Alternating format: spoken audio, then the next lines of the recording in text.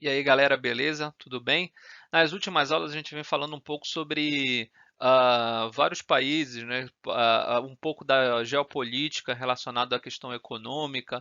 A gente vem falando um pouco sobre a substituição do termo subdesenvolvimento pelo termo países em desenvolvimento. Isso é uma proposta da ONU para mudar um pouco a perspectiva do termo subdesenvolvimento, um termo que se tornou pejorativo nas últimas décadas, e a maior parte dos estados nacionais eles não querem ser chamados mais de países subdesenvolvidos, e cunhou-se então um termo que é o países em desenvolvimento, tá? Para todos aqueles países que não são considerados, portanto, desenvolvidos. E a gente viu que há uma diferença grande entre esse grande grupo de países, né? Um grupo bastante heterogêneo, e aí principalmente em termos econômicos, mais sociais, enfim, tá? Então aí há várias perspectivas de vários países. E a gente viu que esses países em desenvolvimento, chamados países em desenvolvimento, principalmente aqueles menos desenvolvidos, eles são, do ponto de vista econômico,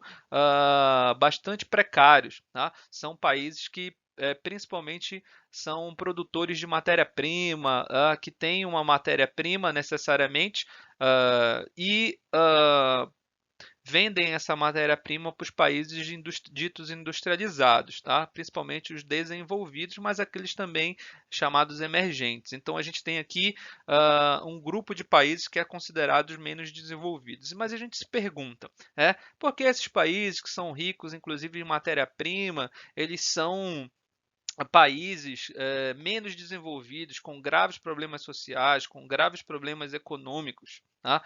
Uma das perspectivas e dos pontos, uma das dimensões que a gente precisa analisar, tá? E colocar é que esses países eles têm vários problemas relacionados à corrupção, tá?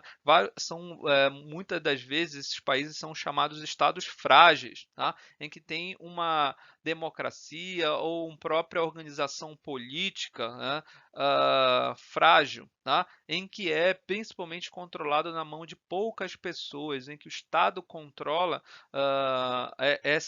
esse desenvolvimento econômico daquele território, tá? A partir do ponto de vista individual, né? Ou seja, tendo um pouco trazendo então essa questão para a sua família ou para o seu grupo especificamente, tá? Aqueles chamados menos desenvolvidos, principalmente da África, tá? Eles são muitos desses países, eles são controlados por um grupo, por uma família ou por um determinado grupo, né? Por uma determinada etnia. Então, a gente tem vários casos, por exemplo, na África, em que essa percepção da corrupção desses estados mais frágeis muito grande, tá? Vamos analisar alguns deles aqui nessa aula. Então, é importante então a gente falar um pouco sobre essa questão dos estados frágeis, né? Para começo de conversa, a gente precisa dizer que esses países são considerados menos desenvolvidos, muitos deles, ou grande parte deles, a maioria deles, eh, passaram por problemas relacionados à ditadura ou a estados democráticos que não estavam consolidados. Grande parte desses países, por exemplo, sobretudo os países africanos, mas também da Ásia e do Pacífico, que são considerados menos desenvolvidos, eles eram controlados durante o século XIX ainda pelos países europeus, durante o século XX também. Muitos deles só conseguiram a sua independência, esses países africanos, da África subsaariana e da Ásia, eles só conseguiram sua independência dos países europeus durante o século XX. E após essa sua independência, muitos deles foram controlados por uma família, por uma determinada pessoa que se prolongou no poder, que formou uma determinada ditadura ou um regime democrático que não estava consolidado, conseguindo se eleger durante muito tempo, enfim, tá? São países que tiveram graves problemas políticos, né? E isso vai refletir também nos problemas sociais da sua população, tá? A gente pode dar um exemplo muito grande aqui, que é da República Democrática do Congo, tá? Lá, durante o seu processo de dependência com os belgas, né, ou a República Democrática do Congo era um território que pertencia à Bélgica. Tá? Eles conseguiram a sua independência em 1965. Tá? E de 65 até 97 ela foi governada por uma pessoa só, por uma família, por um ditador, que é o Mobutu Seko. Tá? Ele governou então a República Democrática do Congo após a sua independência. Ele inclusive era do exército belga. Tá? Ele acabou ascendendo ali ao governo no pós-independência da Bélgica, da República Democrática do Congo, e permaneceu no poder por várias décadas, inclusive. Tá? Até que dentro desse turbilhão político dentro da República Democrática do Congo, ele acaba sendo expulso do país, acaba assumindo um líder da oposição. Depois, esse líder da oposição, durante a década de 90 também, ele vai ser retirado do poder, vai assumir o filho do Mobutu Seko, que era lá no passado um ditador, tá? Então, por exemplo, vai ocorrer um turbilhão político-econômico na República Democrática do Congo. A gente pode falar, por exemplo, da Ruanda, após também a independência, Hutus e Tutsis, que eram dois grupos étnicos começaram dentro do território, começaram a disputar o poder entre si, ocorreu um genocídio de um povo pelo outro, tá? E esses dois grupos eles acabavam se revezando no poder à base então de conflitos, de guerras civis internas. Estou falando aqui de dois países da África subsaariana, mas a gente tem outros países, outros exemplos. Até hoje, muitos países sofrem então por guerras civis. Então, esse turbilhão político dentro do país, ele acaba tendo um reflexo na economia, tá? Mas esses ditadores, né, esses governantes dentro desses países, eles vivem de uma forma diferente, né? Quem controla o poder, então, usa o aparelho do Estado para o seu benefício próprio, inclusive. Tá? Esses ditadores, né, como eu falei um exemplo da República Democrática do Congo, eles têm fortunas comparadas, inclusive, a muitos países do próprio mundo desenvolvido, tá? De pessoas, de empresas dos países do mundo desenvolvido. Tá? Então acaba obtendo o Estado, obtendo então as benesses do Estado em benefício da sua família, em benefício próprio. Tá? Então isso está enraizado então em muitos desses países que a gente vai chamar de países menos desenvolvidos, da África ou da Ásia, por exemplo, que são considerados menos desenvolvidos. Tá? Inclusive, gente, aqueles que atingiram, falando um pouco sobre essa questão da corrupção também, a gente pode também falar sobre os países que se industrializaram, muitos países que são considerados países em desenvolvimento também, de vez em quando eles têm um grupo social ou um próprio partido político que se apropria então do aparelho do Estado e acaba favorecendo também uma parte do seu grupo político ou do seu grupo econômico, né, e acaba facilitando, favorecendo, então, tendo algum tipo de favorecimento sobre as ações econômicas dentro do Estado. Né? Quem nunca ouviu falar, por exemplo, que em vários estados, em vários países industrializados, a gente tem um favorecimento, por exemplo, a partir de subsídios, né? Dando um benefício concedido do governo a pessoas, a determinadas empresas, tá? Ou a isenção fiscal, a isenção de impostos para empresas, para o grupo econômico próximo. Tá? Então, em vários estados, inclusive no Brasil, se a gente analisar o Brasil como um todo, né, alguns que ascendem ao poder, então eles trazem um beneficiamento específico para um grupo político, para um grupo econômico, principalmente dentro dos estados, dentro do governo. Tá? Favorecendo então uma parcela, muitas das vezes uma parcela pequena da sua população, enquanto que o global, a maior parte da população, ela acaba não sendo beneficiada dentro desses estados, dentro desses governantes, né, que acabam beneficiando só uma parcela da sua população, tá?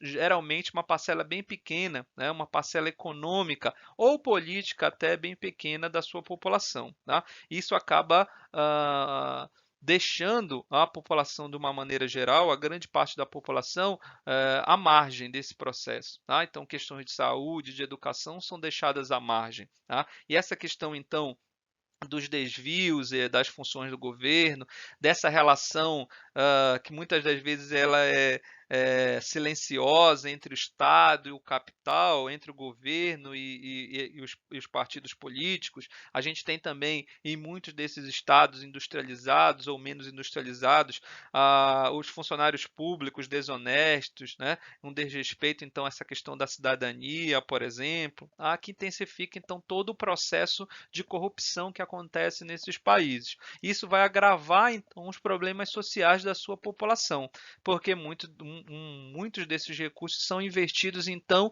em benefício próprio de um grupo, tá?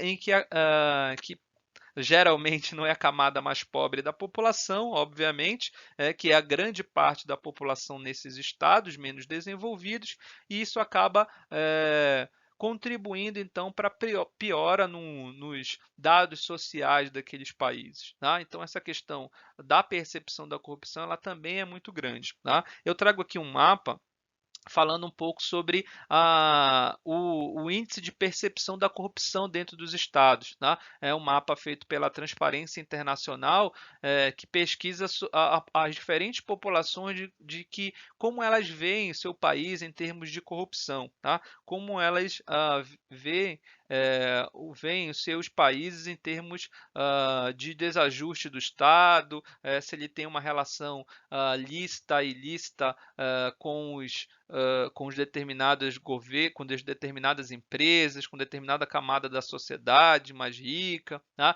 A corrupção, por exemplo, que acontece dentro da camada dos funcionários públicos, enfim, tá? De como a população, de forma geral, percebe a corrupção, tá? E a gente vê aqui dentro desse mapa, ó, que onde a população se percebe que um estado mais honesto, que está aí nessa cor roxa aqui, tá? Deixa eu marcar para vocês. Ó, a gente tem, por exemplo, o Canadá, a gente tem vários países aqui na Europa, principalmente do norte da Europa, que vê o seu estado como ah, um estado mais honesto, né, altamente honesto, tá? E aí a gente tem essas outras cores aqui, ó, um roxo mais claro, a gente tem outros países, né, que têm uma outra percepção, tá? Por exemplo, no Brasil a gente está aqui em 40%, né, entre 40% e 30% aqui, entre 40% e 50%, melhor dizendo, em relação a essa questão da corrupção. Verificam que, ó, muitos estados aqui, ó, da África, eles estão colocados como altamente corruptos, né? A percepção da sua população é que eles são altamente corruptos. Olha só, tem alguns estados aqui da África Central que são colocados como altamente corruptos. A gente também tem alguns países do Oriente Médio aqui nessa região. Tá? Então verifica que essa questão da corrupção ela também ela é percebida pela população, tá? Ela percebe e nessa ligação entre essa percepção da corrupção e também numa ligação da gente analisar quais são esses países mais economicamente mais desenvolvidos e menos desenvolvidos, a gente vê que essa questão da cidadania ela está bastante relacionada aqui, tá? Então essa questão do desenvolvimento econômico, do desenvolvimento social da população está muito relacionada com essa questão da percepção da corrupção aqui também. Deixa eu mostrar o gráfico para vocês dessa percepção desses países. Ó, aqui a gente tem o gráfico que mostra, então, a partir desses dados da Transparência Internacional, os países que se mais percebem, então, que tem um índice de corrupção menor, né, o índice de percepção da corrupção, e onde a gente tem um índice de percepção da corrupção em que aparece maior, ou seja, que o Estado é mais corrupto. Tá? Então, por exemplo, aqui na Dinamarca, tá, a população percebe uma menor corrupção. Eles têm aqui o índice de percepção de corrupção de 92, tá? Então, um índice de confiança ao seu Estado de 92. Aqui na Nova Zelândia também, ela é percebido como um país que tem pouca corrupção, a Finlândia, a própria Suécia, a Noruega. Veja só que a gente tem vários países da Europa aqui sendo relacionados com esse índice de corrupção menor, tá?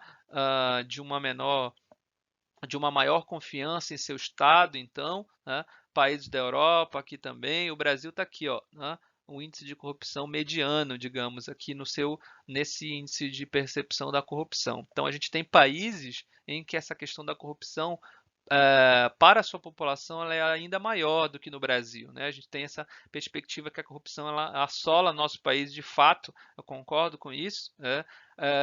Mas a população de forma geral em outros países, em vários outros países, a gente tem uma percepção maior ainda dessa corrupção, tá? A própria Índia, China, tá? México, Argentina, mas olha só que os últimos colocados, queria que vocês dessem atenção aqui para os últimos colocados, ó, a Somália, tá? A própria Coreia do Norte, né, que é um país que a gente tem inclusive dados muito difíceis. Esses dados da Transparência Internacional da Coreia do Norte aqui é um dado bastante interessante, tá?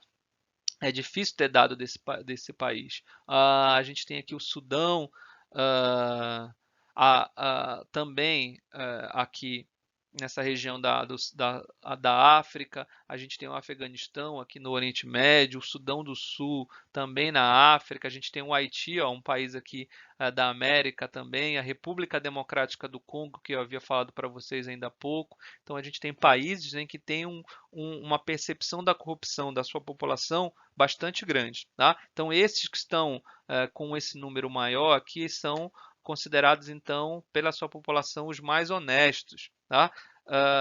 E esses estão aqui no final da fila que são os considerados menos honestos então em relação à corrupção, tá?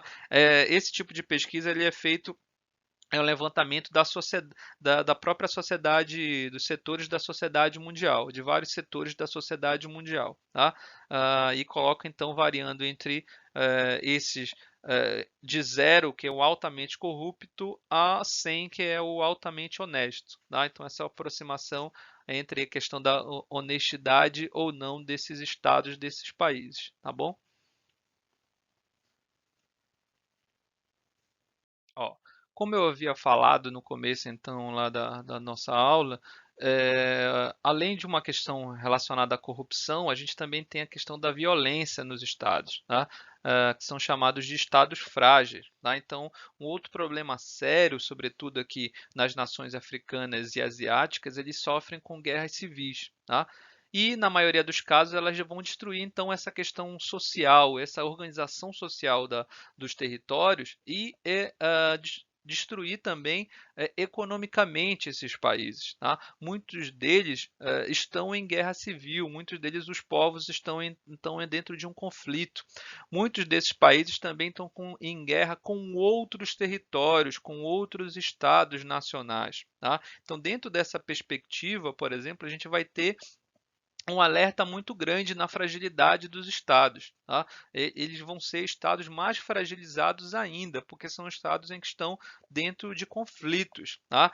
A ONG, uma ONG norte-americana, The Fund for Peace, ela chama esses estados de estados frágeis, tá? É quando essas nações em que o estado apresenta um tal grau de desestruturação que eles ficam que essa nação fica muito vulnerável aos conflitos violentos e, obviamente, consequentemente, então há uma degradação social e econômica dos seus países, do seu território, tá? Então, a gente tem, portanto, dentro desses chamados estados frágeis, uma desestruturação total da sua sociedade, uma desestruturação total da sua economia. Vamos lembrar que muitos desses países, por exemplo, os africanos, eles possuem recursos naturais e alguns recursos naturais minerais muito importantes dentro do comércio internacional. tá? Mas dentro da sua perspectiva econômica e social interna, eles sofrem graves problemas, tá?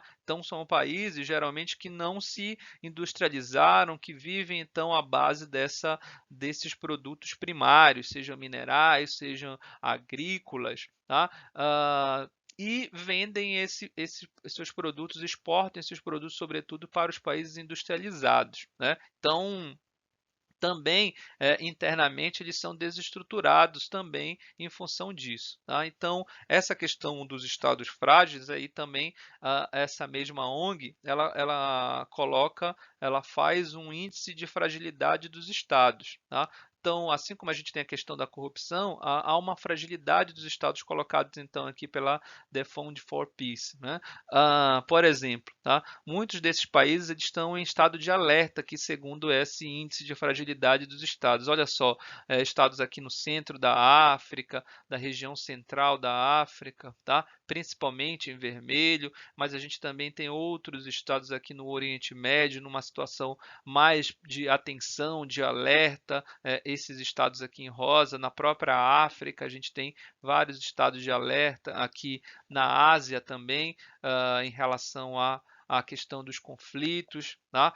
Outros têm uma atenção mais estável, outros são mais sustentáveis do ponto de vista então da fragilidade dos estados. A gente tem o Canadá, a gente tem muitos países da Europa, a Austrália, a Nova Zelândia. Então a gente tem países aqui que se configuram com estados menos frágeis, né? Com uma questão sustentável em termos de guerra. Se a gente perceber, inclusive, muitos desses estados aqui que são considerados estados frágeis, que estão relacionados então a guerras civis ou a guerra com outros países, eles são apresentados também dentro daquele outro índice que eu falei para vocês ainda há pouco, que é o índice de percepção da corrupção. Se a gente analisar, há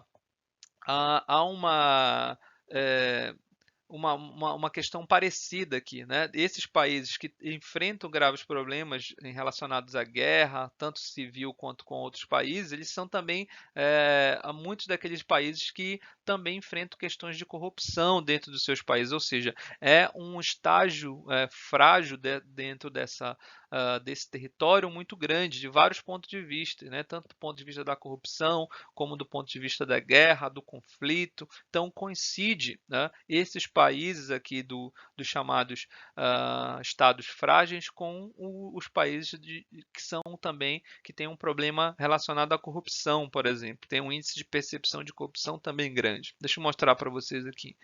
A gente tem, por exemplo, aqui nessa tabela, nesse gráfico, os 5 estados mais vulneráveis e os 5 estados mais sustentáveis em relação a essa questão do estado frágil, que é colocado aí então pela ONG. Tá? Olha só, os estados, os países então que têm grandes fragilidades. Olha só na África, o Sudão do Sul, uma grande fragilidade, então aqui é um chamado estágio frágil. Olha a Somália que eu falei lá, na outro índice de percepção de corrupção também aqui, a República Centro-Africana, o Sudão, olha só a República Democrática do Congo que eu usei como exemplo também ainda há pouco. Tá? Então, grande parte desses países, né, que são também que apresentam índices ruins lá no chamado IPC, que é o índice de percepção de corrupção, eles também são considerados aqui estados frágeis. Tem uma relação bastante grande entre eles. Olha só aqui no final da fila,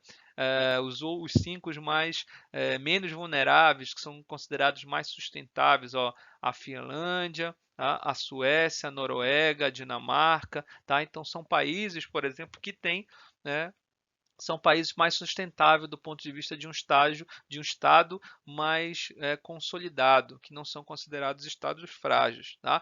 E muitos desses países aqui que são considerados estados frágeis, os que estão em conflitos internos ou conflito com outros países, eles têm grande parte do seu investimento, do PIB, grande parte do seu produto interno bruto investido na questão da guerra, tá? Investido então na questão do conflito, investindo então em despesas militares, né?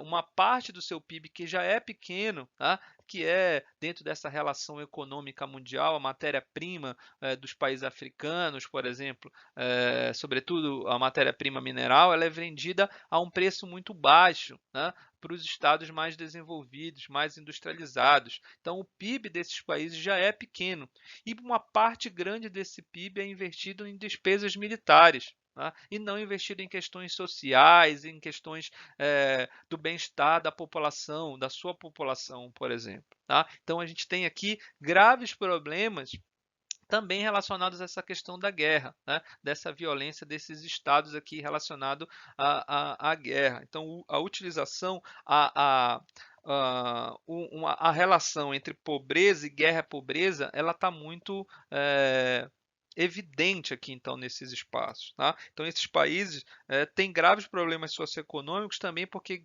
grande parte da sua produção nacional ela é investida, então, nessas despesas militares. Então, é uma das questões que precisam mudar e são